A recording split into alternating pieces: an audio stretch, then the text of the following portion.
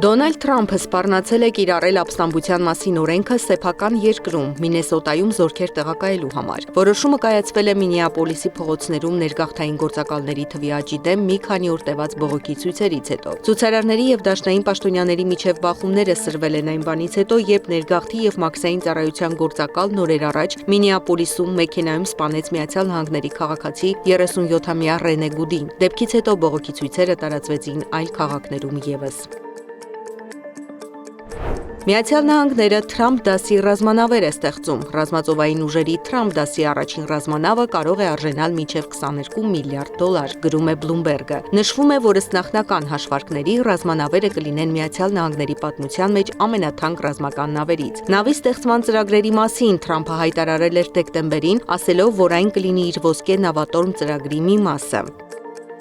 Ուկրաինան երբեք չի եղել եւ չի լինի խաղաղության համար խոչընդոտ, հայտարարել է Ուկրաինայի նախագահ Վլադիմիր Զելենսկին, արձագանքելով Թրամփի հնչեցրած մեղադրանքին, թե Զելենսկին է ռուս-ուկրաինական պատերազմի դադարեցման գլխավոր խոչընդոտը։ Ուկրաինայի նախագահը նշել է, որ ռուսական հրթիռները, անօդաչու թռչող սարքերը եւ Ուկրաինան ոչնչացնելու փորձերը հստակ ապացույց են, որ Մոսկվան չի ձգտում խաղաղության համաձայնագրերի։ Ռուսաստանի նախագահ Վլադիմիր Պուտինն էլ հեռախոսազրույցներ է ունեցել Իսրայելի վարչապետ Բենյամին Նեթանյահուի եւ Իրանի նախագահ Մասուդ Փեզեշքյանի հետ։ Պուտինի խոսնակը նշել է, որ տարածաշրջանում իրավիճակը չափազանց լարված է եւ Ռուսաստանի նախագահը շարունակում է ջանքերը նպաստելու դրա դեէսկալացիային։